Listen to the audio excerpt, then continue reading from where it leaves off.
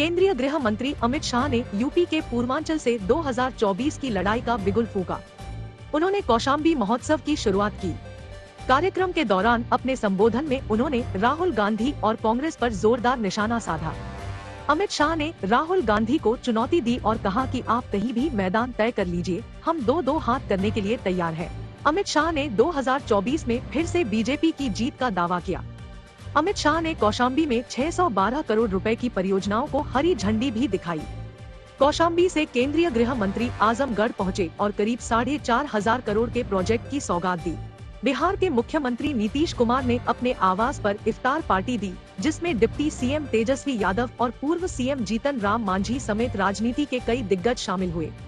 BJP ने नीतीश की इफ्तार party से किनारा किया और बिहार के सीएम पर निशाना साधा। विपक्ष के नेता विजय कुमार सिन्हा ने कहा कि बिहार जल रहा है और सीएम इफ्तार पार्टी दे रहे हैं।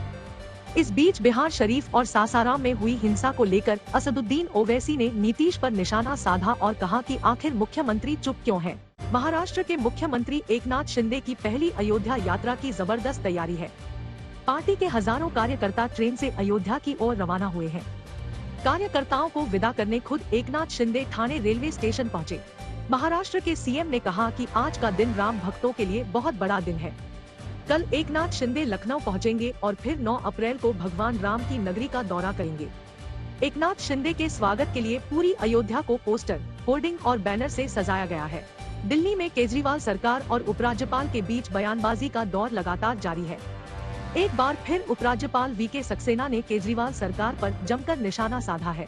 एलजी दफ्तर की तरफ से जारी नोट में दिल्ली सरकार पर विफलताओं को छिपाने के लिए हाईकोर्ट में बार बार झांसा देने और झूठे बयान देने के आरोप लगाए गए हैं। एलजी ने मुख्य सचिव को जानबूझकर दिए गए झूठे बयानों के खिलाफ दिल्ली हाईकोर्ट में एक हलफनामा दायर करने का निर्देश दिया है। दिल्ली के तिहाड़ जेल के बाहर सरेंडर करने वालों की लंबी कतार लगी है। इनमें से कुछ लोग वो हैं जिन्हें कोरोना काल में पैरोल मिली थी और कुछ ऐसे लोग हैं जिन्हें अंतरिम जमानत दी गई थी। सुप्रीम कोर्ट ने 24 मार्च को ऐसे 4000 से अधिक कैदियों को 15 दिन के अंदर तिहाड़ जेल में आत्मसमर्पण करने के आदेश दिए थे, लेकिन शुरुआत में कैदियों के जेल लौटने की रफ्तार काफी धीमी रही। अदालत ने जो मियाद तय की थी वो कल खत्म हो रही है, इसलिए अब जेल के बाहर लंबी कतार दिखाई दे रही है। मुंबई में कांग्रेस नेता और पूर्व कैबिनेट मंत्री असलम शेख के अवैध स्टूडियो पर आज बीएमसी ने बुलडोजर चलाया है। आरोप है कि असलम शेख ने मड मारवे इलाके में समंदर किनारे करीब 1000 करोड़ का अवैध स्टूडियो बना रखा था। स्टूडियो के कुछ हिस्से फरवरी में भी तोड़े गए थे। महाराष्ट्र पर्यावरण मंत्रालय ने इस अवैध स्टूडियो के खिलाफ कड़ी कार्रवाई का आदेश बीएमसी को दिया था। बीजेपी नेता किरीट सोमैया ने असलम शेख और पूर्व मंत्री आदित्य ठाकरे की मिली भगत का आरोप लगाया। खालिस्तान समर्थक और भगोड़ा अमृतपाल सिंह पिछले 21 दिन से फरार चल रहा है। हालांकि आज खबर आई थी कि वो बठिंडा में चल रही अकाल तख्त की बैठक में सरेंडर कर सकता है, लेकिन अकाल तख्त के प्रमुख ज्ञानी हरप्रीत सिंह ने खंडन करते हुए कहा कि अमृतपाल सिंह यहां आत्मसमर्पण नहीं करेगा। इससे पहले बठिंडा के तलवंडी साहब में अकाल तख्त की बैठक चली, जिसमें अमृतपाल सिंह से सरेंडर करने के लिए कहा गया। इधर सुरक्षा एजेंसियों के साथ साथ पंजाब पुलिस भी हरकत में है। पुलिस की कोशिश है कि अमृतपाल के किसी भी धार्मिक कार्यक्रम में पहुंचने से पहले ही उसे पकड़ लिया जाए। यही वजह है कि बैठक से एक दिन पहले सुरक्षा बलों ने फ्लैग मार्च भी किया था। भोजपुरी एक्ट्रेस आकांक्षा दुबे की मौत मामले में सिंगर समर सिंह को गिरफ्तार कर लिया गया है। आकांक्षा की मां ने समर सिंह को अपनी बेटी की मौत का कसूरवार ठहराया था। समर सिंह को वाराणसी पुलिस ने गाजियाबाद के राजनगर एक्सटेंशन से गिरफ्तार किया है। आकांक्षा की मौत के बाद से ही समर सिंह गायब था। इससे पहले वो नोएडा में रह रहा था और 4 दिन पहले यहाँ आया था। गिरफ्तारी के बाद समर सिंह को गाजियाबाद की अदालत में पेश किया गया। कोर्ट ने समर सिंह को वाराणसी पुलिस की ट्रांजिट रिमांड में भेज दिया। आकांक्षा की मौत को लेकर समर सिंह के भाई संजय सिंह को भी आरोपी बनाया गया है, लेकिन संजय सिंह की अब तक कोई खोज खबर नहीं है। फिल्म अभिनेता सलमान खान के आलीशान कारों के बेड़े में जुड़ गई है एक नई कार। सलमान खान ने विदेश से एक बुलेट प्रूफ एसयूवी मंगवाई है। हाल में ही एक्टर को जान से मारने की धमकी भरा ईमेल मिला था, जिसके बाद से मुंबई पुलिस ने सलमान की सुरक्षा बढ़ा दी थी। सलमान की नई कार निसान पेट्रोल एसयूवी की सबसे खास बात है कि ये एक बुलेट प्रूफ कार है। फिलहाल ये गाड़ी भारतीय बाजार में लॉन्च नहीं हुई है, लिहाजा इस गाड़ी को सीधे इंपोर्ट किया गया है। हम आपको बता दें कि दक्षिण एशियाई बाजार में ये सबसे लोकप्रिय और महंगी गाड़ियों में एक है। आईपीएल के एक मुकाबले में कल भले ही विराट कोहली की team RCB Kolkata night Riders से हार गई, लेकिन मैच के बाद मैदान पर कोहली जमकर नाचे। दरअसल उनका साथ दिया किंग खान शाहरुख ने, जिनके साथ कोहली ने झूमे जो पठान गाने पर डांस किया। अपनी टीम केकेआर की धमाकेदार जीत के बाद बॉलीवुड एक्टर शाहरुख खान बेहद खुश नजर आए, जिसके बाद उन्होंने विराट के साथ मैदान पर डांस स्टेप्स भी किए। खबर है उस मजार जिहाद के बारे में जिस पर कल हमने आपको एक विस्फोटक रिपोर्ट दिखाई थी और आपको बताया था कि कैसे देवभूमि उत्तराखंड में वन विभाग की जमीन पर अतिक्रमण करके 1000 से ज्यादा नकली और अवैध मजारों का एक बिजनेस मॉडल चल रहा है। और हमारे इस खुलासे के बाद से पिछले 24 घंटों में 3 बड़ी चीजें हुई हैं। पहली चीज ये कि ब्लैक एंड व्हाइट में मजार जिहाद पर रिपोर्ट देखने के बाद देश भर के लोग अब जागृत हो रहे हैं और हमें अलग अलग शहरों से, राज्यों से लगातार हमारे दर्शक वीडियोस बनाकर भेज रहे हैं, सोशल मीडिया पर लिख रहे हैं और बता रहे हैं कि उनके शहर और उनके इलाके में भी ऐसी बहुत सारी मज़ारें हैं जिनका निर्माण पिछले कुछ वर्षों में हुआ है और ये सब अवैध मज़ार हैं और इससे पहले ये मज़ारें वहां पर अस्तित्व में नहीं थी। ये दर्शकों की जब भागीदारी हो जाती है किसी न्यूज़ चैनल के साथ, किसी शो के साथ, किसी रिपोर्ट के साथ, तो उससे बड़ी ताकत और कुछ नहीं होती। और दर्शकों के साथ हमारी भागीदारी का ये जो असर है वो आपकी स्क्रीन पर है। बड़ी संख्या में लोगों ने हमें लिखा है। उत्तर प्रदेश, मध्य प्रदेश, बिहार, दिल्ली, हरियाणा और महाराष्ट्र समेत कई राज्यों से लोगों ने हमें अपने वीडियोस बनाकर शिकायतें भेजी हैं और कुछ लोगों ने हमें ट्विटर पर यह बताया है कि कैसे उनके शहर में भी इस तरह की जो मज़ार हैं अब एक बहुत बड़ी समस्या बन चुकी है। इसलिए हमें बेहद खुशी है कि हमने जो प्रयास किया उसकी वजह से अब समाज और लोगों में जागृति आ रही है और लोग इस अतिक्रमण की समस्या को गंभीरता से ले रहे हैं। और सबसे बड़ी बात यह है कि इससे पहले लोग आवाज नहीं उठाते थे, लोग मजबूर थे। अब पहली बार ऐसा हुआ है कि लोग अपनी आवाज खुलकर उठा रहे हैं। ये पहला और सबसे बड़ा बदलाव है जो पिछले 24 घंटों में इस देश में देखने को मिला है। आज तक पर मैंने शो देखा था सुधीर जी का, और अभी अगर आप जो अनाधिकृत मज़ारें जो बन रही हैं अगर आप उन्हें देखेंगे तो ये टोटल मामला जो है उत्तराखंड में है, ये जो है आपका लैंड जिहाद को लेकर है। कहीं भी जहाँ पर जो जगह है, सरकारी जगह हैं, वहाँ पर जो है अनाधिकृत मज़ारें बना दी जा रही हैं। ये मैंने आज तक के एक शो में देखा था कि किस तरह से जंगलों में, जहाँ सुनसान जगहों पे ज़्यादातर मज़ारें बना दी गई हैं जो कि एक्चुअल में मज़ार है ही नहीं। ठीक है, जो भी मज़ार यहाँ रही हैं, चाहे देहरादून में कहीं भी, वो पुरानी रही है, उनकी अपनी मान्यता रही है। लेकिन अब सिर्फ जंगलों में इसलिए मज़ार बना दी गई है ताकि वहाँ पे किसी तरह से भी बसावट ना हो पाए। मैं आज तक चैनल में कल देख रही थी कि एक जो है एक इन लोगों ने हमारा ये मजार का जो एक मामला कर दिया। भाई दरगाहों में तो जो है ना सब प्रार्थना करते हैं, अर्चना करते हैं, लेकिन मजारों में जो है ना पूजा पाठ करना या मजारों के अंदर जो है ना एक उनको भगवान बनाना, ये बिल्कुल अच्छा नहीं है। सरकार को रोक लगानी चाहिए इन पे मजारों पे।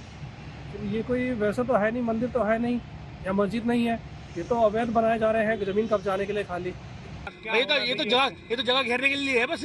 हटनी चाहिए, ये तो बिल्कुल हटनी चाहिए। वो तो रास्ते के बीच में कहीं भी बना लेते हैं। तो हम इसको 1% भी सही नहीं मानते हैं, क्योंकि यहाँ के स्टेशनों पे धार्मिक स्थल के नाम की चीज़ होनी ही नहीं चाहिए, क्योंकि ये हर वर्ग के यहाँ यात्री यात्रा करते हैं। ये हम जरा से भी सही नहीं मानते हैं। दूसरी बड़ी चीज ये हुई कि जब से हमारी ये रिपोर्ट प्रसारित हुई है तब से हमारे देश में कुछ खास विचारधारा वाले लोग हमें अपनी इस रिपोर्ट के लिए सांप्रदायिक बता रहे हैं, सांप्रदायिक होने का आरोप लगा रहे हैं और कह रहे हैं कि हमारा विश्लेषण एक खास धर्म के खिलाफ है। आपको याद होगा कल जब मैंने ये पूरी खबर आपको बताई थी, दिखाई थी, तब शुरुआत में ही मैंने आपसे कहा था ये एक ऐसी खबर है जो कुछ लोगों को बहुत चुभेगी और उन्हें कड़वी भी लगेगी, क्योंकि सच्चाई कड़वी ही होती है। और पिछले 24 घंटे से कुछ लोग बिल्कुल ऐसा ही कर रहे हैं। सोशल मीडिया पर भी इसके खिलाफ एक कैंपेन इस समय चल रहा है। हालांकि हमें लगता है कि सच्चाई को किसी को तो बताना ही पड़ेगा और इसलिए ये जिम्मेदारी हमने उठाई और हम किसी भी दबाव और हमले से डरेंगे नहीं, क्योंकि हम सच बात आपको बता रहे हैं। और तीसरी चीज ये हुई कि हमारे इस खुलासे के बाद उत्तराखंड की सरकार एक्शन में आ गई है और उत्तराखंड के मुख्यमंत्री पुष्कर सिंह धामी ने कहा है कि जिन लोगों ने वन विभाग और सरकार की दूसरी जमीनों पर अवैध कब्जा करके मजारें बनाई हुई हैं, अगर उन लोगों ने 6 महीने के अंदर स्वयं इन मजारों को नहीं हटाया तो फिर सरकार की तरफ से कार्रवाई की जाएगी और इन अवैध मजारों को जंगल और सरकार की जमीन से बुलडोजर चलाकर हटा दिया जाएगा। यह हमारी खबर का एक बहुत बड़ा असर है और इसके लिए हमें आपका जो समर्थन मिला उसके लिए हम आप सबको धन्यवाद देना चाहते हैं। अब देखिए, एक कालखंड में चूंकि इसकी तो जांच कर रहे हैं कि ये कब बनी, क्या बनी, लेकिन जो भी अवैध अतिक्रमण है, चाहे वो मजार हैं या कुछ अन्य प्रकार का कब्जा है, उसको हमने कहा है कि सभी जो भी इसके पीछे हैं अगले 6 माह में उसको स्वतः ही हटा लें, अन्यथा प्रशासन हटाएगा, कानूनी तरीके से हटाएगा। अभी सर्वे चल रहा है, जो प्रारंभिक सर्वे हुआ है उसमें 1000 से भी ज्यादा स्थान ऐसे निकले हैं जहां पर अतिक्रमण है, अवैध कब्जा है, उनको हटाने की प्रक्रिया जारी कर दी गई है। अभी इसकी जांच कर रहे हैं और जांच में अगर कोई कहीं पर दोषी पाया जाएगा तो निश्चित रूप से कार्रवाई होगी।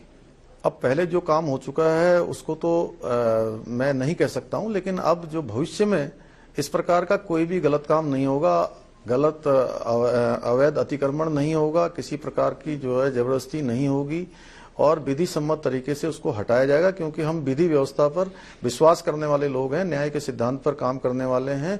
हम सबके साथ न्याय के सिद्धांत पर काम करेंगे, तुष्टीकरण किसी का नहीं करेंगे। अतिक्रमण तो अतिक्रमण ही है, चाहे वो किसी भी धर्म के लोगों ने किया हो, चाहे वो मस्जिद के रूप में हो, चाहे वो मंदिर के रूप में हो, चाहे वो गुरुद्वारे के रूप में हो या वो चर्च के रूप में हो। इसलिए अगर कहीं पर भी धर्म के नाम पर अतिक्रमण हो रहा है, सरकारी जमीन को घेर कर एक बिजनेस मॉडल चलाया जा रहा है, तो उन्हें तुरंत हटना ही चाहिए। कल हमने आपको उत्तराखंड में चल रहे इस तरह के बिजनेस मॉडल के बारे में बताया था, लेकिन आज हम आपको दिल्ली से कुछ तस्वीरें दिखाना चाहते हैं। और दिल्ली क्यों? क्योंकि दिल्ली देश की राजधानी है। ये तस्वीरें दिल्ली के आजादपुर इलाके की हैं, जहां पर एक फ्लाईओवर पर ही एक मजार बनी हुई है। तस्वीर आपको दिखा रहे हैं और स्थानीय लोगों का कहना है कि यह मजार सरकारी जमीन पर अवैध कब्जा करके बनाई गई है और वर्ष 2021 में वहां स्थानीय लोगों ने इसका विरोध भी किया था, लेकिन तब इस पर बहुत राजनीति हुई और कहा गया कि इस मजार को फ्लाईओवर से नहीं हटाया जाएगा। लेकिन आज आप खुद देखिए और खुद सोचिए कि मजार का मतलब क्या होता है। मजार उस स्थान को कहते हैं जहां किसी पीर बाबा या किसी सूफी संत की कब्र होती है। तो इस आधार पर क्या हम ये मान लें कि इस फ्लाईओवर पर भी कोई कब्र थी और फिर उस कब्र के आसपास मजार के रूप में यह ढांचा खड़ा कर लिया गया? इससे भी बड़ी बात यह है कि जिन लोगों द्वारा इस मजार की देखरेख की जाती है, उनका कहना है कि यह मजार आज की नहीं है, ये तो वर्ष 1982 में बन गई थी।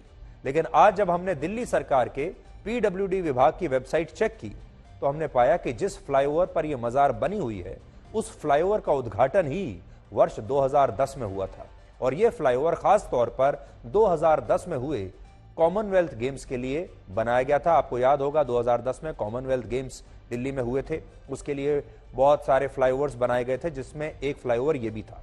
तो ये कैसे मुमकिन है कि इससे पहले जब यहां फ्लाईओवर था ही नहीं और तब यह मजार बन गई थी? मजार में जो लोग हैं वो कहते हैं कि 1982 में बन गई थी और ये जो फ्लाईओवर है ये कहता है दिल्ली सरकार के मुताबिक ये 2009-10 में बना है। दूसरी बात यह कि कुछ लोगों का कहना है कि उस समय जब इस फ्लाईओवर का निर्माण शुरू होना था तब यह मजार उसके रास्ते में आ रही थी और इसी वजह से कोई विवाद न हो, इसलिए इस मजार को वहां से हटाकर इस फ्लाईओवर पर शिफ्ट कर दिया गया। लेकिन स्थानीय लोगों का यह कहना है कि यह बात भी पूरी तरह गलत है और यह मजार सिर्फ अतिक्रमण के मकसद से बनाई गई है और यहां बात सिर्फ इस मजार की नहीं है। तो आगे बढ़ने से पहले हम आपको यह बताते हैं कि यह तो देश की राजधानी दिल्ली का हाल है, जहां फ्लाईओवर पर ही यह मजार बनी हुई है। स्थानीय लोग परेशान हैं, शिकायत कर चुके हैं, ट्रैफिक में इससे समस्या होती है। दिल्ली में पूरी सरकार बैठती है, दिल्ली की सरकार भी बैठती है, देश की सरकार भी बैठती है, दिल्ली पुलिस भी है। लेकिन आप सोच लीजिए कि दिल्ली जैसी जगह पर भी कोई इस मजार को हाथ नहीं लगा पाया। अब दूसरे शहर में लेकर चलते हैं। लखनऊ में चारबाग स्टेशन के पास पटरियों के बीच एक मजार बनी हुई है जिसे खम्मन पीर बाबा की मजार कहते हैं।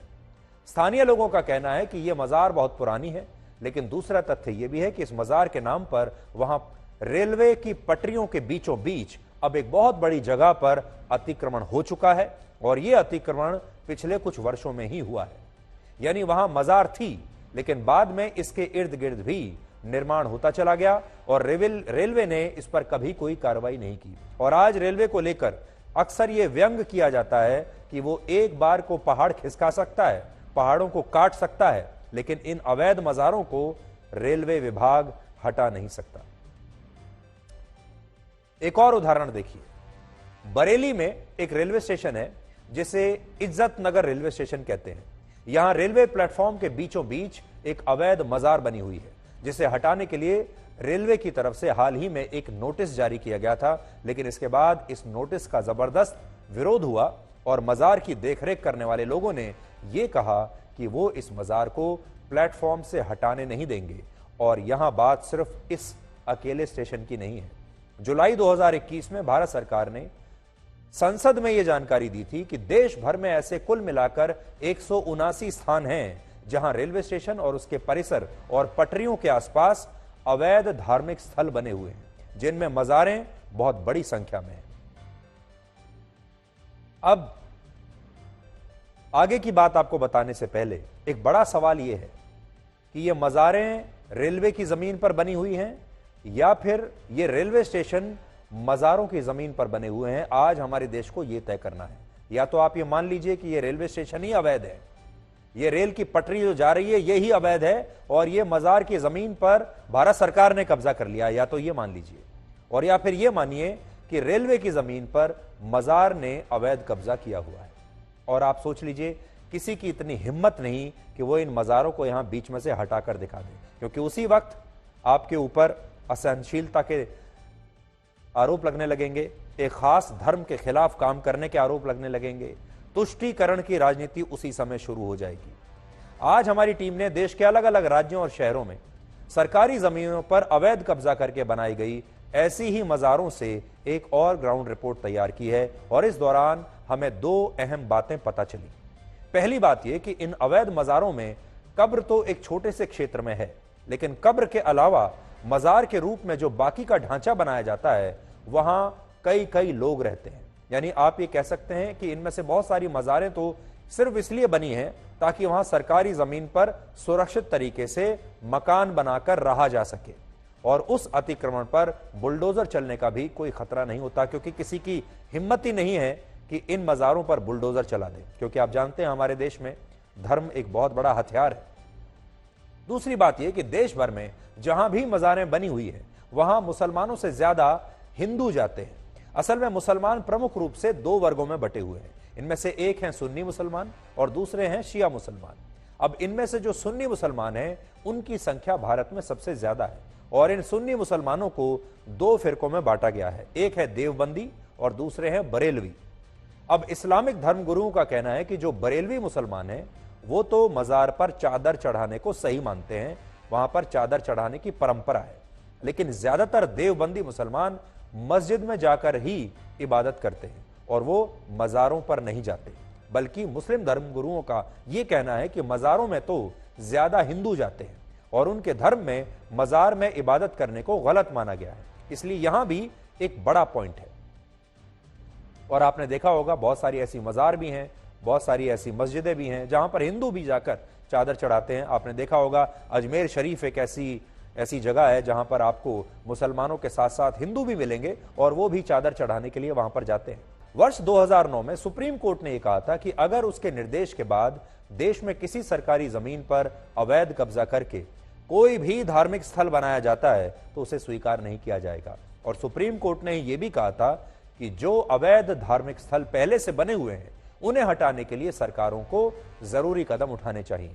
लेकिन वोट बैंक छिन जाने के डर से कभी भी ऐसे मामलों में ईमानदारी से कोई सरकार काम करने की कोशिश नहीं करती। कोई पार्टी ऐसी चीजों पर हाथ नहीं लगाना चाहती क्योंकि उससे उन्हें वोटों का नुकसान होता है। और यही आज हम आप सब से कहना चाहते हैं।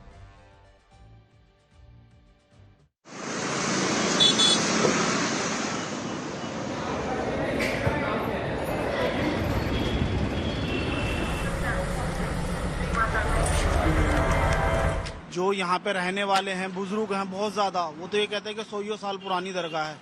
देखो हमारी उम्र तो इतनी है नहीं, लेकिन हम भी कई सुनी बातों पे करते हैं। ये 100 साल से भी ज़्यादा पुरानी दरगाह है, पहले नीचे हुआ करती थी। ये फ्लाईओवर का काम चला है तो फ्लाईओवर वालों ने आए, PWD ने ही ऊपर करी है, अपना कोई रोल नहीं है इसमें कि हमने बना दियो हमने कर दियो। वो सब कुछ जो करके गए हैं ना वो गवर्नमेंट ही ने करा, अपन ने कुछ भी नहीं करा अलग से। नहीं, कभी भी कोई ऑब्जेक्शन नहीं हुआ है। बाकी जैसे कभी उर्स वगैरह होता है तो कोई भी बकायदा उसके लिए एप्लीकेशन वगैरह दी जाती है, बकायदा उस तरह से इंतजाम होता है, पुलिस व्यवस्था होती है, सब दिया जाता है सरकार की तरफ से भी। बाकी इस तरह का और कुछ नहीं। अच्छा, मतलब जो उर्स वगैरह होता है तो यहाँ पर प्रोटेक्शन भी प्रोटेक्शन भी हम लोग एप्लीकेशन वगैरह देते हैं, तो बकायदा उस तरह से सब होता है। खुद दर्शन करने आते हैं, खुद मानते हैं यहाँ को, उनको मान्यता बाबा को काफी मानते हैं। नहीं, रेलवे बीच में तो रेलवे ने तो बनाया ही है। अब मतलब रेलवे जब दिक्कत थी इतनी तो मतलब रेलवे मतलब पहले कब से है ये मजार? ये कहा जा रहा है ना कि रेलवे स्टेशन पे मजार बना ली, कब से आपकी ये मजार? ये 1564 से जब से ही है। वो तो ये यहाँ से जो लाइने हटी रेलवे लाइने तो पहुँच गई, तब से ये ऊपर आ गया। ये तो पहले तो दोनों पटरी बीच में हुआ करता था ये। अब ये है जब पटरी यहाँ से हट गई है तो ऊपर आ गया। किसी को दिक्कत नहीं, हर धर्म के लोग आते हैं ताकि मुरादें पूरी, मन्नत मुराद पूरी होती है।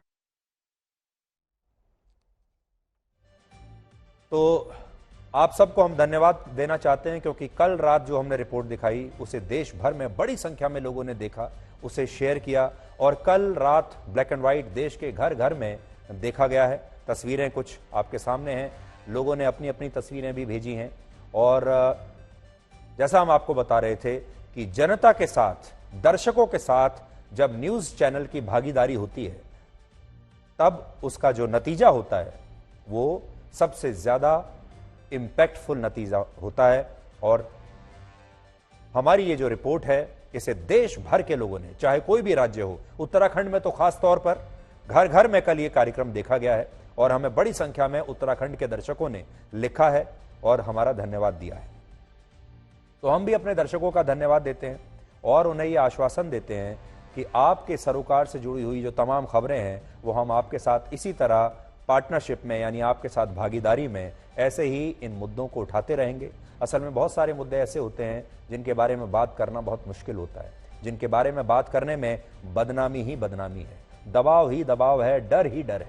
इसलिए ज्यादातर लोग इस तरह के विषयों के बारे में बात नहीं करते। और मीडिया क्या, आप लोग भी, आम जनता भी जो हमारे देश की है वो भी इस तरह के जो सेंसिटिव इश्यूज होते हैं चाहे वो सहते रहें, परेशानी होती रहे, लेकिन आम जनता भी ये सोचती है कि ऐसे पचड़ों में क्यों पड़ना, क्योंकि वो जानते हैं कि आगे चलकर ये जो बातें हैं ये खतरनाक रूप ले लेती हैं। लेकिन अगर भारत एक धर्मनिरपेक्ष देश है तो फिर सरकार की जमीन पर कोई भी, चाहे वो किसी भी धर्म का व्यक्ति हो, चाहे वो मंदिर हो, मस्जिद हो, गुरुद्वारा हो, चर्च हो, किसी को भी ये इजाजत नहीं होनी चाहिए कि वो इस तरह खुलेआम जो जमीन जनता की है, जो जनता के काम आनी चाहिए, उस जमीन पर लोग धर्म के नाम पर अवैध कब्जा कर लें। तो हमें लगा ये हमारा कर्तव्य है कि हम इस मुद्दे को उठाएं। अब ये मुद्दा यहां से हटकर, यानी स्टूडियो से बाहर निकलकर आपके बीच है। अब ये मुद्दा आपका हो चुका है और आपको जैसे ठीक लगे आप वैसे इस मुद्दे को उठाइए। अब हम आपको उस लव जिहाद के बारे में बताते हैं जिस पर ब्रिटेन में आजकल बहुत बहस हो रही है। ब्रिटेन की सरकार ने एक बहुत बड़ा फैसला लिया है। यह फैसला वैसा ही है जैसा फैसला हमने ये खबर दिखाने के लिए लिया था। इस फैसले के तहत ब्रिटेन में ग्रूमिंग गैंग्स के खिलाफ एक विशेष टास्क फोर्स बनाई जाएगी। ब्रिटेन में ग्रूमिंग गैंग्स का मतलब उन अपराधियों के समूह से है जो पाकिस्तानी मूल के हैं और एक विशेष धर्म से हैं, और इन लोगों पर आरोप है कि ये वहां ब्रिटेन की नाबालिग और कम उम्र की लड़कियों के साथ पहले दोस्ती करते हैं और इसके बाद उन्हें ड्रग्स के नशे की लत लगाकर उनका यौन शोषण करते हैं और फिर इन लड़कियों पर अपना धर्म, अपनी पहचान और अपना नाम बदलने के लिए दबाव बनाते हैं। और ये ठीक वैसा ही है जैसा हमारे देश में भी बहुत सारे मामलों में ऐसा होता है और हमारे देश में इसके लिए लव जिहाद शब्द का इस्तेमाल अक्सर किया जाता है। अब आपको लगता होगा कि लव जिहाद शायद सिर्फ यहीं पर होता है, लेकिन यही काम ब्रिटेन में भी हो रहा है। यह अलग बात है कि वहां इसे अलग नाम दिया गया है। ब्रिटेन में इस तरह के अपराध करने वालों को ग्रूमिंग गैंग्स कहते हैं और वहां पर इस तरह के लोगों के पूरे गैंग्स हैं। ये पहले वहां कम उम्र की लड़कियों और नाबालिग लड़कियों के साथ दोस्ती करते हैं। ये सब पाकिस्तानी मूल के युवा होते हैं, ज़्यादातर एक खास धर्म के होते हैं। ये पहले ब्रिटेन की नाबालिग लड़कियों के साथ दोस्ती करते हैं, उनके स्कूल के आसपास घूमते हैं, कॉलेजों के आसपास घूमते हैं, जब वो स्कूल जा रही होती हैं तब उनसे दोस्ती कर लेते हैं।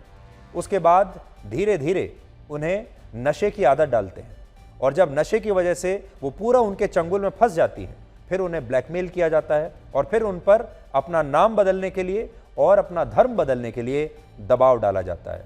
और ऐसे लोगों के गैंग्स को ही वहाँ ग्रूमिंग गैंग्स कहते हैं। ग्रूमिंग का अर्थ होता है किसी नाबालिग या कम उम्र की लड़की का ब्रेन वॉश करके उसे यौन शोषण करने के लिए उसका तैयार करना। और जब ये लड़कियां ऐसे लोगों के जाल में बुरी तरह फंस जाती हैं तो फिर ये उन पर मानसिक दबाव डालते हैं और उन्हें अपनी पहचान बदलने के लिए मजबूर करते हैं। और इसी को हमारे यहाँ लव जिहाद कहते हैं। यही चीजें, यही बातें हमारे देश में भी हो रही हैं। ब्रिटेन की सरकार के मुताबिक अकेले इंग्लैंड में वर्ष 2018-19 में सिर्फ एक साल में नाबालिग लड़कियों के यौन शोषण की 19,000 घटनाएं दर्ज हुई और इसके पीछे पाकिस्तानी मूल के लोगों को सबसे बड़ी वजह बताया जाता है और इन्हीं लोगों को वहां ग्रूमिंग गैंग्स कहते हैं। हैरानी की बात यह है कि ब्रिटेन में यह सब कुछ पिछले कई वर्षों से चल रहा है, लेकिन अब तक वहां इन घटनाओं को सिर्फ इसलिए नजरअंदाज किया गया क्योंकि वहां की सरकारों को और नेताओं को यह डर था कि अगर उन्होंने इन ग्रूमिंग गैंग्स पर कोई एक्शन ले लिया तो उनके देश को इस्लामोफोबिक कहा जाएगा, उन्हें इस्लाम विरोधी कहा जाएगा और वहाँ जो इस्लाम मानने वाले लोग हैं वो उनके खिलाफ हो जाएंगे, वो उन्हें सांप्रदायिक कहेंगे और फिर उन्हें वोट नहीं देंगे। और ये कहा जाएगा कि ब्रिटेन की सरकार नस्लीय भेदभाव कर रही है और मुसलमानों का वहाँ पर दमन हो रहा है। तो अपनी छवि बचाने के लिए, अपने वोट बचाने के लिए ब्रिटेन की जो सरकारें हैं और अलग अलग नेता हैं ये सब कुछ सहते चले आ रहे हैं, लगभग वैसा ही जैसे हमारे देश में हो रहा है। हमारे देश में भी इस तरह की घटनाएं वर्षों से चली आ रही हैं और पहले हमारे देश में जो सरकारें थी, नेता थे, वो ऐसे मामलों पर कोई कार्रवाई नहीं करते थे। उन्हें डर था कि कहीं चुनाव ना हार जाएं, कहीं एक खास जो वोट बैंक है वो हमारे हाथ से ना निकल जाए, तो इन चीज़ों को इग्नोर कर दिया जाता था। अब कहीं जाकर हमारे देश में कुछ राज्य की जो सरकारें हैं उन्होंने बाकायदा लव जिहाद पर कानून बनाए हैं। अब हमारे देश की सरकारें, हमारे देश की पुलिस ऐसे मामलों पर तुरंत कार्रवाई कर रही हैं अब जाकर। लेकिन आपने देखा होगा आज भी जब लव जिहाद का मामला हमारे देश में कहीं कोई आता है तो उस पर हमेशा कोई ना कोई विवाद जरूर होता है और ये एक धार्मिक मुद्दा बन जाता है।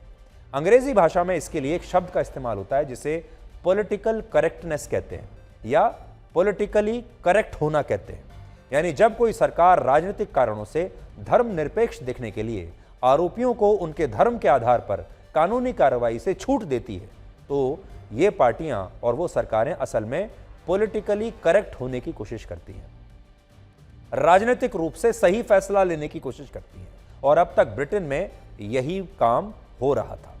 ब्रिटेन की पिछली सभी सरकारों ने धर्मनिरपेक्ष दिखने के लिए ग्रूमिंग गैंग्स के खिलाफ कोई कदम नहीं उठाया और इसकी वजह से यह समस्या वहां इतनी गंभीर हो गई कि अब ब्रिटेन की सरकार और वहां के प्रधानमंत्री ऋषि सुनाक ने यह कहा है कि वो ग्रूमिंग गैंग्स को सिर्फ इसलिए नहीं छोड़ सकते क्योंकि वो किसी एक विशेष वर्ग और धर्म से आते हैं और उन्होंने इसे वहां रोकने के लिए अब कड़े कदम उठाने की बात कही है। ब्रिटेन के प्रधानमंत्री को खुद इस मुद्दे पर सामने आना पड़ा और इतना बड़ा बयान देना पड़ा, यह अपने आप में एक बहुत बड़ी बात है। और आज मैं ये कहना चाहूंगा कि हमारे देश के नेताओं को भी इस मामले में कम से कम ऋषि सुनाक से सीखना चाहिए क्योंकि उन्होंने पॉलिटिकली करेक्ट होने की कोशिश इस बार नहीं की। वो जानते हैं उनके ऊपर आरोप लगेंगे, इस्लामोफोबिया के आरोप लगेंगे, लेकिन ये समस्या इतनी बढ़ चुकी थी कि अब उन्होंने आखिरकार खुलकर यह बात कही है कि इस तरह के जो पाकिस्तानी मूल के युवा हैं उन पर सख्त कार्रवाई उनकी सरकार करेगी और इसके लिए एक खास टास्क फोर्स वहां पर बनाया जाएगा। आप भी सुनिए। किसी भी देश के प्रधानमंत्री के लिए इस बात को स्वीकार करना एक बहुत बड़ी बात है और आपने देखा ऋषि सुनाक खुद स्वीकार कर रहे हैं कि पहले इस तरह की घटनाओं को नज़रअंदाज कर दिया जाता था क्योंकि राजनीतिक दबाव होता था, क्योंकि कल्चरल दबाव होता था और सांप्रदायिक दिखने का डर वहां पर होता था। लेकिन अब वो और आगे इस गलती को नहीं दोहराएंगे और इसीलिए हम बार बार कह रहे हैं कि ब्रिटेन की सरकार से अब भारत के नेताओं को और भारत की अलग अलग राज्य सरकारों को भी सीखने की आवश्यकता है।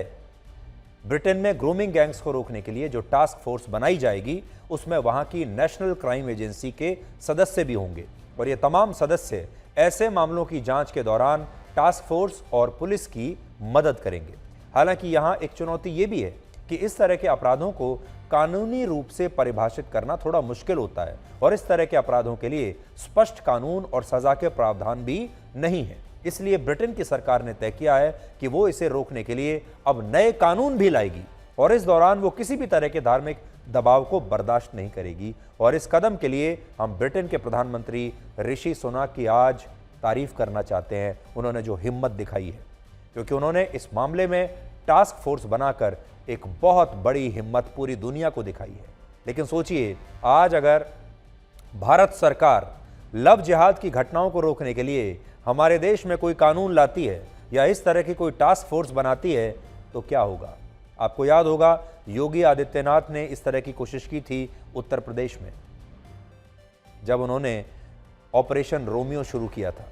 तो शायद ऐसी स्थिति में अगर भारत सरकार ये करना चाहे तो भारत सरकार को तुरंत अपने ही देश में सांप्रदायिक बताते हुए मुस्लिम विरोधी बताया जाएगा और फिर यही ब्रिटेन और अमेरिका जैसे देश भारत को लेकर मानव अधिकारों की एक रिपोर्ट जारी करेंगे और उस रिपोर्ट में लिखेंगे कि भारत में मुसलमानों पर अत्याचार हो रहा है और यहाँ मुसलमानों की धार्मिक आज़ादी अब खतरे में है। लेकिन आज जब यही कदम ब्रिटेन ने उठाया है तो दुनिया का कोई भी धर्मनिरपेक्ष देश ब्रिटेन से अब ये सवाल नहीं पूछ रहा।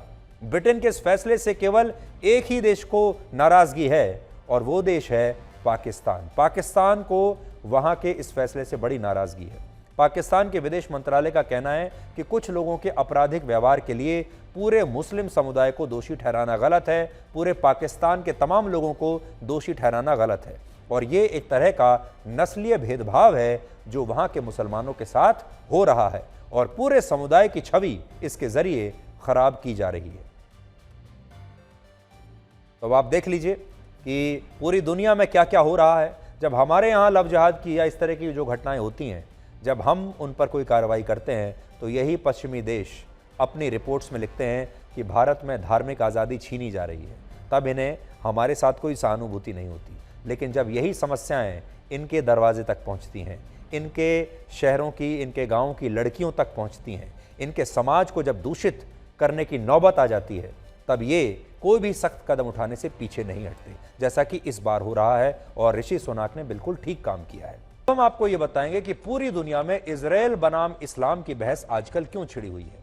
इजराइल के जेरूशलम शहर में इस समय बहुत तनाव बना हुआ है और फिलिस्तीनियों के आतंकवादी संगठन हमास ने इजराइल पर रॉकेट दागने शुरू कर दिए हैं और यह सब कुछ इसलिए हो रहा है क्योंकि इजराइल ने जेरूशलम की एक मस्जिद में 4 और 5 अप्रैल को बड़ी कार्रवाई की थी। इस मस्जिद को अल अक्सा मस्जिद कहते हैं और यह वही मस्जिद है जिसे इस्लाम धर्म में मक्का और मदीना के बाद तीसरा सबसे पवित्र स्थल माना गया है और इसी मस्जिद से कुछ ही कदम की दूरी पर एक और धार्मिक स्थान है जिसे डोम ऑफ द रॉक कहा जाता है। इस्लाम धर्म कहता है कि जिस जगह डोम ऑफ द रॉक की आधारशिला है वहीं से पैगंबर मोहम्मद साहब जन्नत की तरफ गए थे और यही वजह है कि जेरूशलम की इस अल अक्सा मस्जिद में हर साल रमजान के महीने के दौरान हजारों लोग आते हैं और इस बार भी ऐसा ही हुआ क्योंकि इसका धार्मिक महत्व बहुत ज्यादा है। अब अल अक्सा मस्जिद को लेकर यह नियम है कि इस मस्जिद में आने वाले लोगों को मस्जिद के परिसर में रुकने की इजाजत नहीं होती। यानी मस्जिद में जो लोग भी आ रहे हैं वो दिन में आए, दुआएं करें, नमाज पढ़ें, लेकिन इस मस्जिद में रात को किसी को भी रुकने की इजाजत नहीं है। यह वहां का कानून है। अब देखिए कि कानून वर्सेस इस्लाम कैसे हुआ। पूरे साल में सिर्फ रमजान के महीने के आखिरी 10 दिनों में लोगों को मस्जिद के परिसर में रुकने की इजाजत होती है, लेकिन बाकी दिनों में वहां लोगों के रुकने पर पाबंदी है। लेकिन इस बार सैकड़ों लोग मस्जिद के अंदर इबादत करने के लिए गए और इसके बाद वो वापस बाहर लौटे ही नहीं। और जब इस बात की जानकारी इजराइल की सुरक्षा बल को मिली तो उन्होंने मस्जिद में छिपकर बैठे इन लोगों को बाहर निकालने का फैसला किया क्योंकि इसकी इजाजत नहीं थी। लेकिन इस कार्रवाई के दौरान मस्जिद में छिपकर बैठे इन लोगों ने इजराइल के सुरक्षा बलों पर पत्थरबाजी शुरू कर दी और सबसे बड़ी बात यह है कि ऐसा इन लोगों ने रमजान के महीने में किया। आपको याद होगा पिछले दिनों रामनवमी के मौके पर जब पश्चिम बंगाल में हिंसा हुई और शोभा यात्रा निकालने वाले लोगों पर पथराव हुआ था तो उस समय मुख्यमंत्री ममता बनर्जी ने भी यही कहा था कि रमजान के महीने में मुस्लिम समुदाय के लोग किसी भी तरह की कोई हिंसा या गलत काम कभी नहीं करते। लेकिन जेरूसलम की जिस अल अक्सा मस्जिद को इस्लाम धर्म में तीसरा सबसे पवित्र स्थान माना गया, वहां छिपे लोगों ने रमजान के महीने में कार्रवाई करने वाले इजराइल के सुरक्षा जवानों पर जबरदस्त पथराव किया और उन पर हमले की कोशिश की। और इस हमले की वजह से इजराइल में के सुरक्षा बल इस मस्जिद में छिपे सभी लोगों को उस दिन बाहर नहीं निकाल पाए। ये तस्वीरें आप देख सकते हैं, देखिए बड़ी स्क्रीन पर थोड़ी देर के लिए आपको तस्वीर दिखाते हैं किस तरह की कार्रवाई हुई है।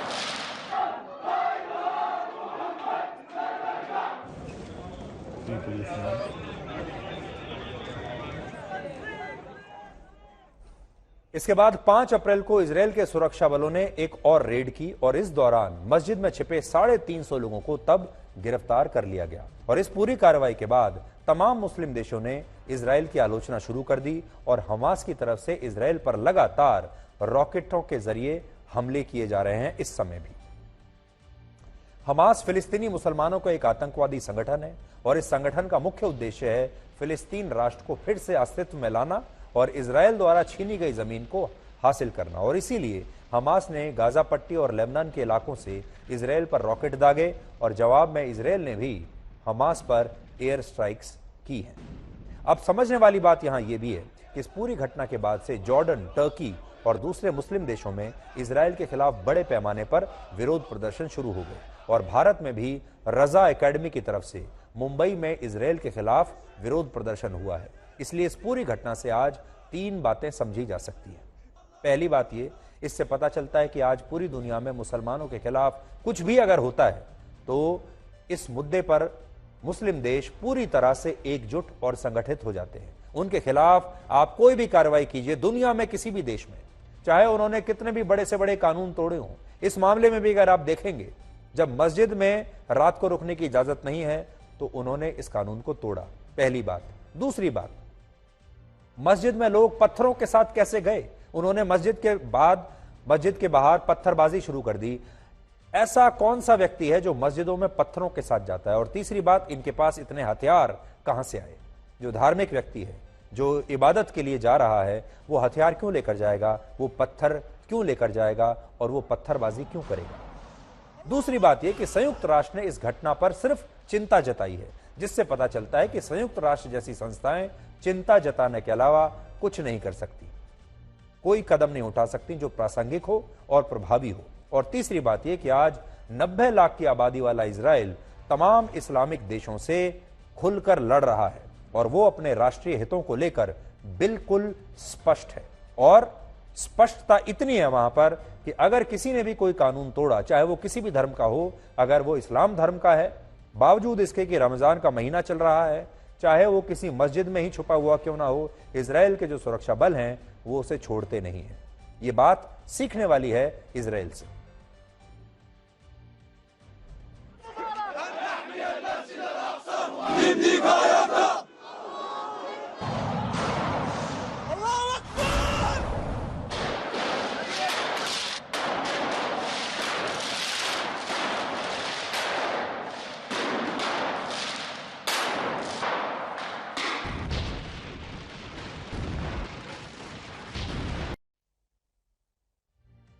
तो आज इजराइल को आप एक केस स्टडी की तरह ले सकते हैं और इजराइल की सरकार और वहां के सुरक्षा बल किस तरह से इस तरह के लोगों से निपटते हैं, ये भारत जैसे देश के लिए भी एक सीखने वाली बात है।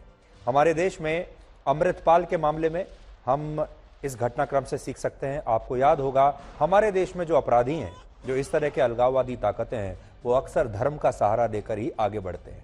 अमृतपाल के मामले में आपको याद होगा, उन्होंने धर्म का सहारा लिया, खालिस्तान की मांग को आगे बढ़ाते हुए और धार्मिक कट्टरपंथ को आगे बढ़ाते हुए अमृतपाल और उसके साथ हजारों लोगों ने भारत में, पंजाब में आपको याद होगा, थाने पर कब्जा कर लिया था।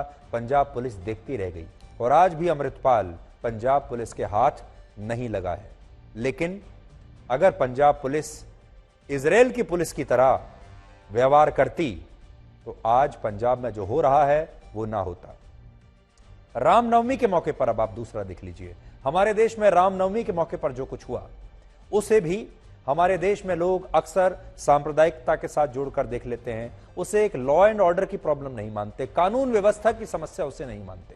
और यह चेक किया जाता है कि मरने वाला किस धर्म का है, मारने वाला किस धर्म का है। फिर यह देखा जाता है कि अगर कोई कार्रवाई की तो लोग क्या कहेंगे, हमारी छवि किस प्रकार की होगी। और नेता तुष्टीकरण का एक भी मौका हमारे देश में छोड़ते नहीं है, चाहे वो ममता बनर्जी हो, चाहे वो कोई दूसरे और नेता हो।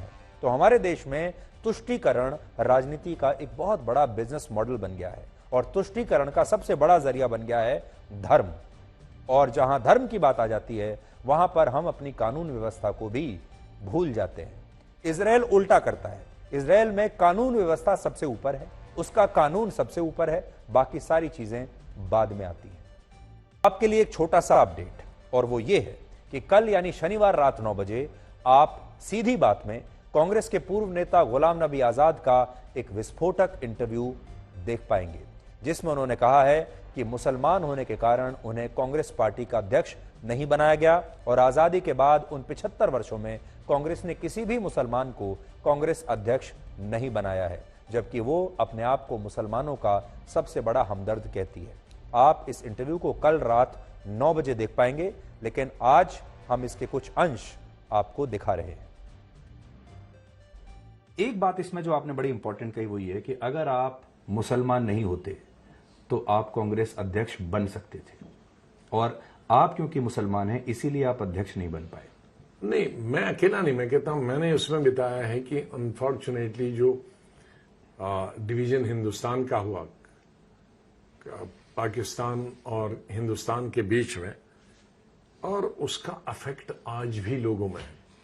इवन कांग्रेस जैसी सेकुलर पार्टी जो अपने आप को कहती है वो भी उससे वंचित नहीं रही, वो भी उससे दूर नहीं रही। जब आजादी से पहले 50-60 वर्षों में 12-13 माइनॉरिटीज के प्रेसिडेंट बन सकते थे, उसको राष्ट्रपति बोलते थे, हाईएस्ट पोजीशन। आज 75 साल में क्यों नहीं एक मुसलमान भी बढ़ गया? भाई प्राइम मिनिस्टर के लिए तो आपने छोड़ ही दिया है कि नॉन मुस्लिम होना चाहिए, लेकिन ये तो पार्टी के अंदर है। जिसकी क्षमता होगी, बहुत पुराने हमसे पहले भी बहुत क्षमता वाले हैं, लेकिन वो जनरल सेक्रेटरी चाहे 40 साल रहे, हम भी 30 साल रहे, जनरल सेक्रेटरी से आपको आगे नहीं बढ़ना, वर्किंग प्रेसिडेंट भी नहीं बनना, वाइस प्रेसिडेंट नहीं बनना। तो ये कांग्रेस की एक मानसिकता दिखलाती है कि वो भी कोई दूसरी पार्टियों से भिन्न नहीं है। आपने बाहुबली फिल्म देखी होगी, बड़ी सुपरहिट हाँ, देखी। उसमें एक किरदार है कटप्पा का। हाँ, तो आपकी बुक पढ़ के ऐसा लगता है कि आप असल में गांधी परिवार के और कांग्रेस पार्टी के कटप्पा थे। पर कटप्पा जो है कभी राजा नहीं बन सकता। कटप्पा राजा नहीं बन सकता। ठीक है। जब आपको पद्म भूषण दिया गया और आपने इसे स्वीकार कर लिया, हाँ स्वीकार किया, उस समय आपकी पार्टी बड़ी नाराज हुई आपसे, तब भी आपके ऊपर यही आरोप लगा कि आप प्रो मोदी हैं, इसीलिए मोदी साहब आपको पुरस्कार दे रहे हैं। उसका मतलब है कि हिंदुस्तान में उससे पहले 1 साल पहले मुझे पद्म भूषण ही वहां के एक्स चीफ मिनिस्टर जो आज है नहीं, जिनको रिप्लेस किया अभी हमारे बीजेपी के एमएलए ने, मिनिस्टर चीफ मिनिस्टर ने, असम के तरुण गोगोई को मिला, तो गांधी का सबसे पहले ट्वीट आया, एआईसीसी के सब लोगों के ट्वीट आए, तो प्रो बीजेपी नहीं था, क्योंकि मैं गुलाम नबी आजाद था, इसलिए प्रो मोदी हो गया। जिस दिन मोदी जी आपकी इतनी भर भर के तारीफ कर रहे थे राज्यसभा में, आप बैठे हुए थे, उस दिन आपके जहन में ये बात चल रही थी कि ये बात मेरी पार्टी वाले भी सुन रहे हैं, आज मोदी जी ने मेरा काम खराब कर दिया? फर्क कितना है इंसान और इंसान। यही मोदी जब चाहे तो धज्जियां उड़ाता है, यही मोदी जब चाहे किसी का और उसको लगेगा कि ये आदमी वर्थ है तारीफ के, तो ये तारीफ भी कर सकता है। ये मानसिकता नहीं है कि 24 घंटे उठ के गालियां ही देनी है। Did he surprise you that day? Of course I didn't expect that कि ये इतना भावुक हो जाएंगे। और वो मेरी तारीफ नहीं भी, वो भी मेरे ख्याल में इंसानियत की। और जब भावुक जिस पे हो गए तो उन्होंने कहा ना, जैसे इनके परिवार का कोई आदमी गया हो क्योंकि गुजरात की बस पे जब ग्रेनेड मारा गया, कई लोग जख्मी हुए और मारे गए थे, जितनी दफा उन्होंने फोन किया मैं रोता ही था एज चीफ मिनिस्टर। तो कल रात 9 बजे आप ये पूरा इंटरव्यू देख सकते हैं सीधी बात में। अब आप गुलाम नबी आजाद के साथ, जैसा मैंने आपको बताया, 9 बजे का अलार्म अभी से सेट कर लीजिए, रिमाइंडर अपने मोबाइल फोन में सेट कर लीजिए और हमारे साथ सीधी बात में अपना अपॉइंटमेंट अभी से फिक्स कर लीजिए। आपको फिल्म स्टार सलमान खान का वो बयान सुनवाते हैं जिसमें उन्होंने OTT प्लेटफॉर्म्स पर रिलीज होने वाली वेब सीरीज और फिल्मों में बढ़ती अश्लीलता को लेकर चिंता जताई है। सलमान खान ने आज एक प्रेस कॉन्फ्रेंस के दौरान 2 बड़ी बातें कही हैं। पहली बात यह कि OTT प्लेटफॉर्म्स पर जो अश्लील और आपत्तिजनक कंटेंट दिखाया जा रहा है वो बंद होना चाहिए। और दूसरी बात उन्होंने आजकल के फिल्म डायरेक्टर्स के बारे में कही है, क्योंकि आजकल बॉलीवुड की फिल्में अच्छा प्रदर्शन नहीं कर रही हैं, लगातार पिट रही हैं। तो उनका ये कहना है कि आजकल के फिल्म डायरेक्टर्स मुंबई को ही भारत समझने लगे हैं और यही वजह है कि आजकल अच्छी फिल्में नहीं बन पा रही और जो फिल्में बनती हैं वो लोगों को पसंद नहीं आती, क्योंकि जो डायरेक्टर है वो कभी मुंबई के शहरी इलाकों से बाहर नहीं निकला और उसे लगता है कि जहां वो रहता है आसपास मुंबई के शहरी और पॉश इलाकों में, वो उसी को भारत समझने लगता है। इसलिए भारत के लोगों को क्या पसंद है क्या नापसंद है इसकी समझ बहुत सारे डायरेक्टर्स को होती ही नहीं है। आजकल आपने भी देखा होगा कि आजकल आपके लिए अपने परिवार के साथ बैठकर कोई भी वेब सीरीज देखना या OTT प्लेटफॉर्म्स पर कोई भी फिल्म देखना बड़ा मुश्किल होता जा रहा है, क्योंकि वेब सीरीज में और फिल्मों में इतनी ज्यादा अश्लीलता है कि आप परिवार के साथ अब उसे देख ही नहीं सकते। और ये एक ऐसा मुद्दा है जिसके बारे में हमारे बहुत सारे दर्शक बार बार ये शिकायत करते रहते हैं और कहते हैं कि इसका कुछ तो इलाज होना चाहिए, कुछ तो रेगुलेशन होना चाहिए। ऐसा कैसे हो सकता है कि OTT प्लेटफॉर्म पर आप कुछ भी दिखा सकें? और बहुत सारे लोग, प्रोड्यूसर्स, डायरेक्टर्स ये समझने लगे हैं कि वेब सीरीज में और फिल्मों में सफलता का जो फॉर्मूला है वो यही है कि हर 2 मिनट के बाद आपको उसमें कोई ना कोई अश्लील डायलॉग देखने को मिलेगा, कोई ना कोई अश्लील आपत्तिजनक सीन आपको देखने को मिलेगा, पूरी स्टोरी लाइन जो है वो अश्लीलता से भरी होगी और लोग सोचते हैं, फिल्म डायरेक्टर सोचते हैं कि इसी से उन्हें सफलता मिलेगी।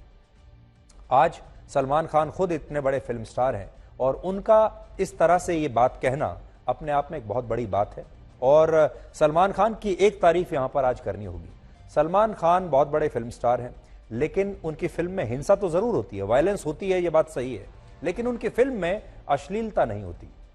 और उन्होंने अपनी फिल्म में जितनी भी फिल्में की हैं उन ज्यादातर फिल्मों में उन्होंने हमेशा यह ध्यान दिया है कि उनकी फिल्मों में कम से कम कोई अश्लील डायलॉग्स ना हो, कोई अश्लील कंटेंट दर्शकों को ना मिले और दर्शकों को जो अच्छा लगता है उनसे, यानी उनका एक्शन अच्छा लगता है, वही वो दर्शकों को देने की कोशिश कर रहे हैं। इससे पहले information and broadcasting minister Anurag Thakur ने भी हाल ही में ये बात कही थी और उन्होंने OTT प्लेटफॉर्म्स को ये चेतावनी दी थी कि वो इस तरह का अश्लील कंटेंट दिखाना अब बंद कर दें और चारों तरफ से अब ये मांग उठ रही है कि अब इस तरह के कंटेंट पर कोई ना कोई लगाम तो लगानी पड़ेगी। तो पहली लगाम अगर सरकार ना भी लगाए तो हमें लगता है कि पहली लगाम तो दर्शकों की तरफ से लगानी पड़ेगी। अगर दर्शक इस तरह के कंटेंट को रिजेक्ट करने लगे तो इस तरह का कंटेंट अपने आप पहले तो फेल हो जाएगा और जब फेल होगा तो लोग बनाना बंद कर देंगे। और दूसरी बात यह है कि सलमान खान जैसे जो बड़े स्टार्स हैं उनके ऊपर भी बहुत जिम्मेदारी है। अगर वो इस तरह की फिल्मों में काम करने से मना करेंगे और हर पब्लिक प्लेटफॉर्म पर जाकर वो ये बात कहेंगे कि इस तरह की अश्लील फिल्मों को रोकना चाहिए, तो अपने आप देश में एक बहुत जागरूकता फैल जाएगी और धीरे धीरे ये सफाई अपने आप हो जाएगी। और इस बीच सरकार को भी चाहिए कि कोई ना कोई कानून ऐसे कंटेंट पर जरूर लाए। एक सच्चा दोस्त वो है जो आपकी असफलताओं को नजरअंदाज कर दे और आपकी सफलता को बर्दाश्त कर सके।